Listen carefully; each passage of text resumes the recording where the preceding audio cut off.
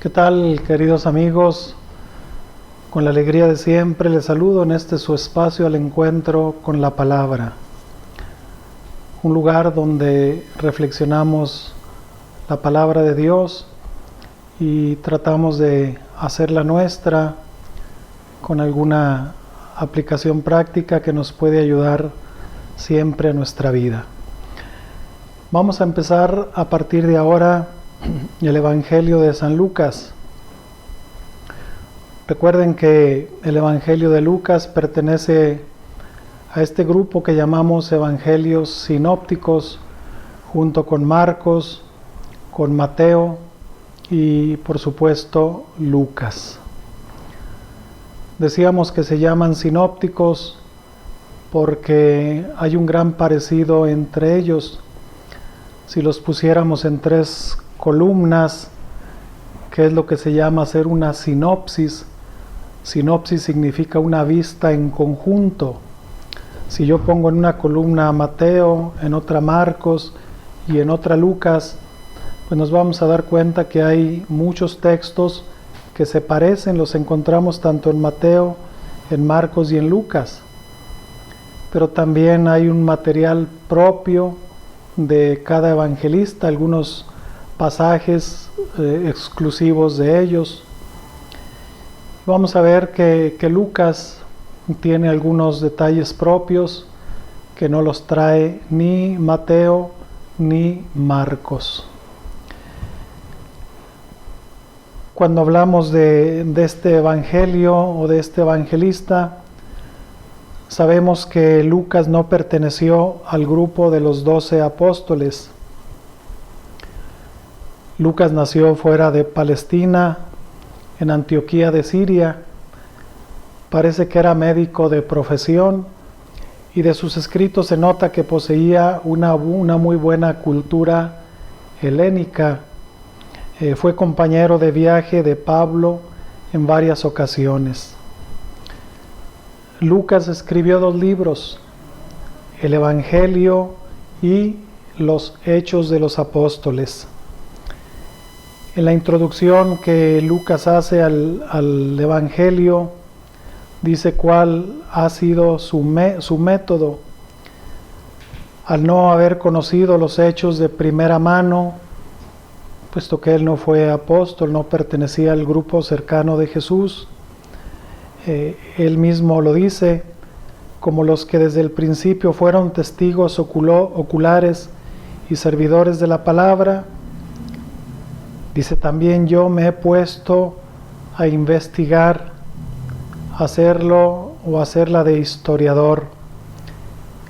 Dice al iniciar el Evangelio, he decidido después de haber investigado diligentemente todo desde los orígenes, escribírtelo por su orden ilustre Teófilo, para que conozcas la solidez de las enseñanzas que has recibido. Dedica pues este libro a un tal Teófilo. ¿Quién fue Teófilo? Realmente no lo sabemos. Quizá un cristiano o una comunidad o un funcionario que probablemente ayudó a Lucas en la realización de este manuscrito. Pero también se dice que Teófilo, yéndonos a su origen, la palabra Teófilo está compuesta de 2 palabras, Theos, que significa Dios, y Philos, que significa amigo. De entrada pues nos damos cuenta que el Evangelio ha sido escrito para todo aquel que es amigo de Dios, es decir, para todo aquel que es Teófilo. Lucas es original, aunque en diversos pasajes se ha servido de fuentes anteriores, sobre todo se sirvió de Marcos y algo del Evangelio del mismo Juan o del evangelista Juan, lo hace a su modo, con personalidad. Nos transmite muchas páginas exclusivas de él. Aquí es donde decíamos que él tiene su material propio, por ejemplo, de Lucas, es solamente de él los relatos de la infancia de Jesús. Ni Mateo ni Marcos nos hablan de Jesús niño. Propio de Lucas también son algunos milagros, como la curación del siervo del centurión o los 10 leprosos, apariciones pascuales como el capítulo 24 de este evangelista, los discípulos de Emaús, que no lo narra ninguno de los otros evangelistas. También propio de Lucas serán estos los 3 cánticos que nosotros conocemos, el Magnificat, este himno, este cántico de alabanza de la Virgen María, después de saber que está esperando al Hijo de Dios. Es un texto propio de Lucas, es un cántico, un canto a la vida, un canto a Dios. Pero también propio de Lucas será el cántico que recita el papá de Juan Bautista, Zacarías, que también da gracias a Dios por este niño. Bendito sea el Señor, Dios de Israel, porque ha visitado y redimido a su pueblo, suscitándonos una fuerza de salvación en la casa de David su siervo, etc. Finalmente, otro cántico propio de Lucas es el que recita, el que dice aquel anciano Simeón, cuando Jesús es presentado al templo por sus padres, por San José y la Santísima Virgen María. Aquel cántico que dice: ahora, Señor, según tu promesa, puedes dejar a tu siervo morir, irse en paz, porque mis ojos han visto al Salvador. Material propio de Lucas.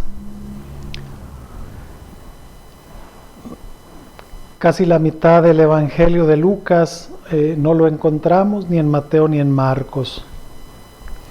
Entre las cosas que Lucas añade por su cuenta, resalta esta sección importante que es la subida a Jerusalén.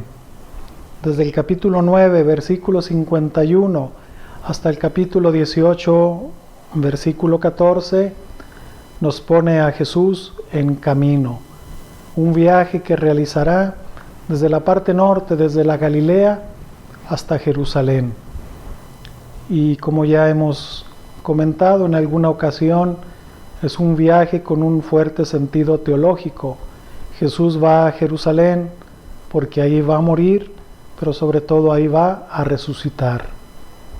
Y a lo largo de esos capítulos, de esos casi 10 capítulos, Jesús va delineando cuál es el perfil del discipulado,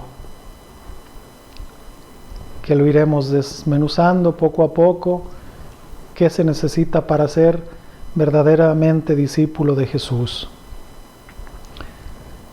Y durante esta sección, aquí Jesús nos da algunas ideas claves del Evangelio.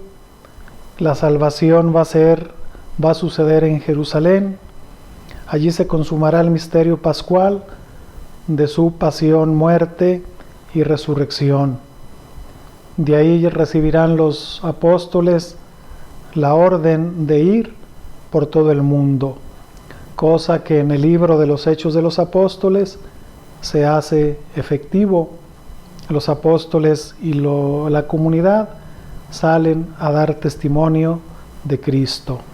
Todo va a Jerusalén y todo viene de Jerusalén. El mismo libro de los Hechos de los Apóstoles también nos presenta una introducción. Dirá en el primer libro: lo escribí, Teófilo, sobre todo lo que hizo y enseñó Jesús desde el principio.